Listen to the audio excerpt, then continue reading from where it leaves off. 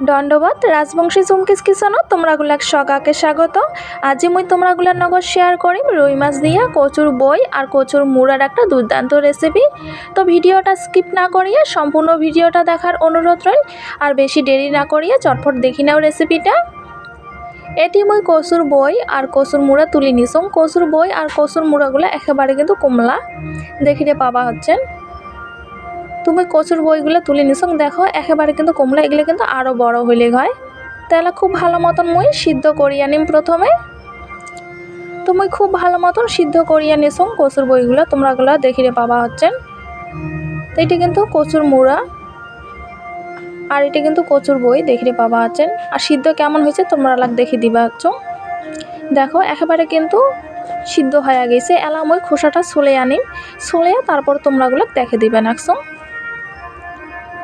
তো সমস্ত কচুর বইয়ের আর কচুর মুড়ার খোসাগুলো কিন্তু ছলে আনিছো দেখিতে পাবা হচ্ছেন। খুব ভালো মতন মই ছলে আনিছো। এলা মই সাইডে রাখে দিম, পরবর্তীতে রান্না করে নিম। তো এটি মই নিছো রুই মাছ, এটি কিন্তু টাটকা একেবারে রুই মাছ নিছো। আর রুই মাছগুলো প্রথমে লবণ হলুদ দিয়ে মাখিয়ে নিম। দিয়ে দিলাম লবণ আর দিয়ে দিলাম হলুদ। খুব ভালো মতন প্রথমে এমন করিয়ে মাখিয়ে নিম। খুব ভালো মতন ম্যারিনেট করে নেওয়া হয়ে গেছে। এলা মই ভাজিয়ে নিম। তো এটি কড়াই বসে দিছুম চৌকাটা জলেয়া। এলা দিয়ে দিলাম কড়াইত সরিষার তেল। সরিষার তেলটা খুব ভালো মতন ছড়াইয়া গরম করে নিম। গরম হয়ে গেলে এটি মই একে একে মাছের পিসগুলো দিয়ে খুব ভালো মতন ভাজিয়ে নিম। তো চৌকার আঁচ কিন্তু মিডিয়ামে রাখিয়া মাছগুলো এমন করে উলট পালট করে দিয়ে খুব ভালো মতন করিয়া ভাজিয়ে নিম। মোর মাছগুলা ভাজা হয়ে গেছে দেখিতে পাবা হচ্ছেন। এলা মই নামে নিবা নাকছো। তো একে একে মাছগুলো নামিয়ে আনিল। তো সবগুলো মাছে মই নামিয়ে আনিছুম ভাজিয়া। ওই মাছ ভাজা তেলতে আর কিছু তেল অ্যাড করে দিয়ে এটি মই দিয়ে দিলাম কাঁচা লঙ্কা চেরা আর দিয়ে দিলাম এটি পেঁয়াজ কুচি। অল্পক্ষণ লাল লাল করিয়া ভাজিয়ে নিম প্রথমে তেলানিটা।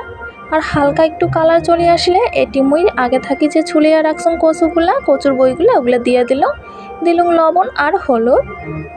খুব ভালো মতন মই ঘাটিয়ে নিম, অর্থাৎ কচুর মুড়াগুলা সিদ্ধ মুড়াগুলাকে অল্পক্ষণ ভাজিয়ে নিম। যেহেতু একদম জঙ্গলি কচুর মুড়া তাই অল্পক্ষণ এমন করে ভাজিয়ে নিলে কিন্তু একদমই গলায় ধরে না। আর দিয়ে দিলাম এটি হাফ চামচ রসুন বাটা, হাফ চামচ শুকনো লঙ্কার গুঁড়া। খুব ভালো মতন করে দিয়া অল্পক্ষণ আরও ভাজিয়ে নিম।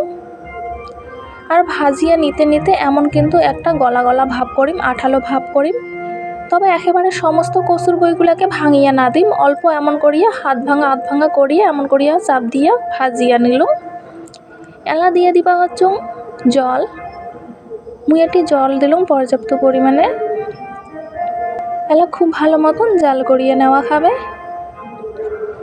আর খুন্তি দিয়ে এমন করিয়া দলাগুলো ভাঙে দিবা নাকছম। যেহেতু কচু একটু আঠালো হয় তাই কিন্তু কচুর দলাগুলো এমন করিয়া ভাঙিয়ে দিবা নাকছম। তো দেখিলে পাবা হচ্ছেন খুব ভালো মতন কিন্তু বলক চলে এসেছে।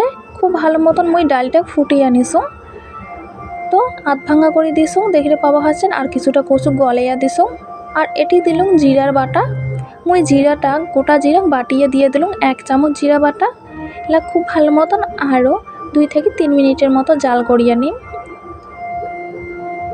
2 থেকে 3 মিনিট জাল করার পর এটি মুই এলা দিয়ে দিম মাছ। ভাজি রাখা মাছগুলা মুই দিয়া দিই। তবে মুই এটি 3 পিস মাছ দিবা ধরছুম, কারণ আমার বাড়ির সদস্যই 3 জন, তাই মুই 3 পিস দিলাম। আর বাকিটা মুই রাখিয়া দিলাম পরবর্তীতে রান্নার জন্যে। আর এগুলো হচ্ছে বড় ধনিয়া পাতা। মুই এই বড় ধনিয়া পাতা অর্থাৎ কাহো কাহো বিলাতি ধনিয়া পাতাও কয়। তো এই ধনিয়া পাতাগুলো মুই দিয়া দিম তরকারি। তো ছোট ছোট প্রথমে কাটিয়ে নিম। বিলাতি ধনিয়া পাতাগুলো ছোট ছোট করে কাটিয়ে নিয়ে মুই দিয়া দিলাম। আর এটি মুই কোনো রকমে মশলা অ্যাড করে দিম না। তো মোর রান্নাটা একেবারে হয়ে গেছে। পরিবেশন করার জন্য কিন্তু রান্নাটা একেবারে কমপ্লিট। তো রুই মাছ দিয়া কচুর ডালের রেসিপি অর্থাৎ কচুর বইয়ের ডালের রেসিপি তোমরা কেমন লাগিল অবশ্যই কমেন্টে জানাবেন। আর যদি ভিডিওটা তোমরা ভাল লাগে থাকে অবশ্যই লাইক করবেন।